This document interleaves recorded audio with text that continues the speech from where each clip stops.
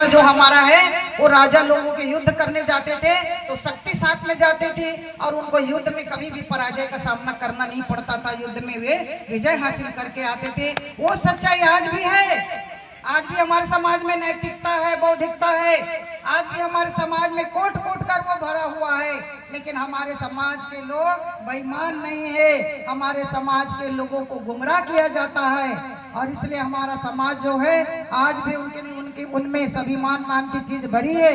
मैं भी उस समाज में हूँ। मुझे पीड़ा है इस बात के लिए कि मैं इतने छोटे से 2 महीने के बच्चे को दूध नहीं पिलाया और छोड़ कर तब से समाज का काम कर रही हूँ। कभी कभी तो सोचती हूँ कि कब मेरा समाज जागेगा। जब मैं जबलपुर में माला देवी के दर्शन करने के लिए गई तो आप लोग को यकीन नहीं होगा साथियों, माला देवी की माता माला देवी के जो मंदिर में जब गई, माँ के आंखों से आंसू निकलने लगा था। मेरे साथ और लोग थे, किसी को दिखा नहीं, लेकिन मुझे दिखा। मैं देवी माँ के इस स्थल में, पवित्र स्थल में खड़ी हूँ। झूठ नहीं बोल रही हूँ आपको बरगलाने के लिए। वास्तव में माँ के आंखों से आंसू निकलने लगा।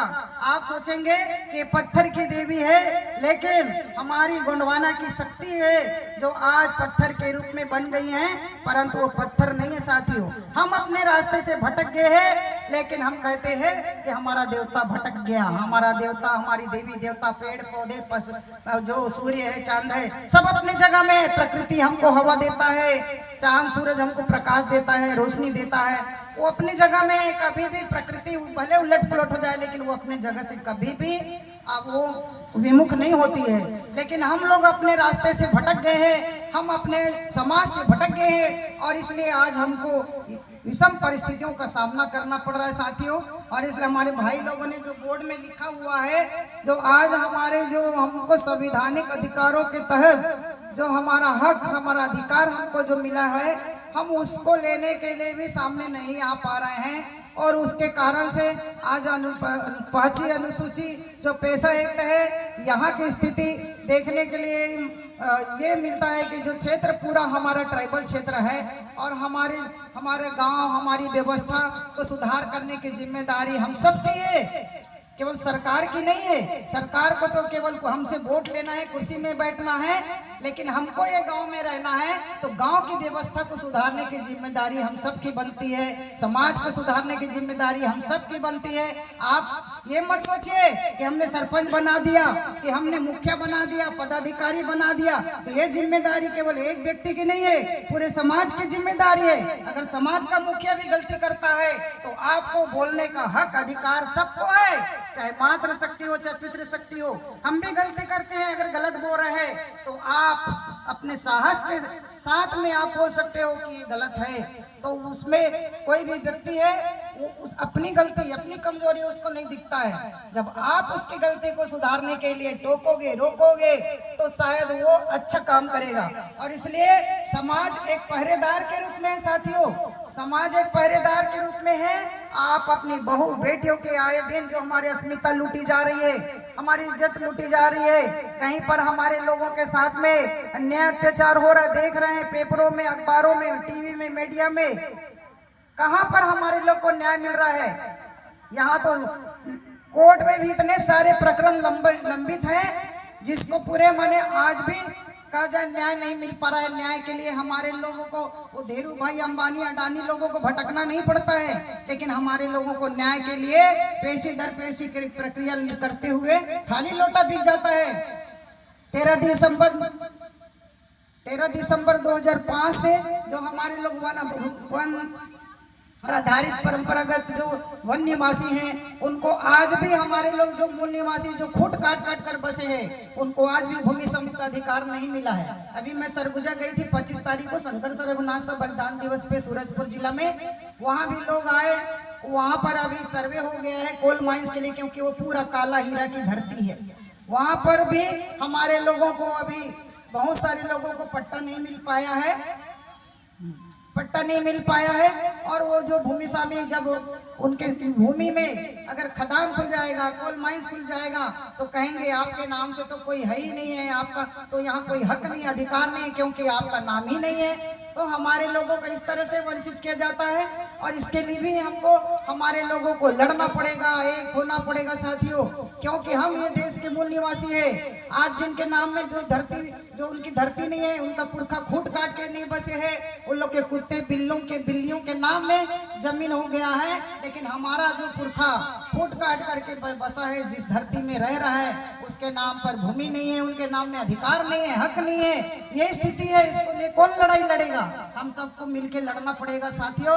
मैं अभी एक रोज भोपाल से आ रही थी, तो हमारे यही कटनी जिले के लोग थे, सुबह सुबह लकड़ी लेकर ट्रेन में बैठे, गांव के लोग थे दूर दराज से, और रीवा जिले के लोग थे, हमारे आदिवासी भाई लोग थे, लकड़ी लेकर ट्रेन में बैठे और लकड़ी बेचने जा रहे थे। उन लोगों को मैंने पूछी तो बोले हमको क्या करें, मजदूरी नहीं मिल पा रहा है, तो क्या करें, पेट के लिए तो कुछ करना पड़ेगा। वो भी आदिवासी भाई लोग रहे और लकड़ी जलाऊ लकड़ी लेकर ट्रेन में सुबह सुबह डालकर आ रहे थे। ये स्थिति हमारे लोग की है साथियों। ये नहीं कि हमारे घर खाने के लिए है तो हम संपन्न हो गए, लेकिन हमारा पूरा समाज संपन्न नहीं है। हमारे राजा लोग की ऐसी सोच नहीं थी, चाहे कोई भी जाति हो, कोई भी धर्म हो, कोई भी वर्ग हो, सबके सम्मान की रक्षा की जाती थी।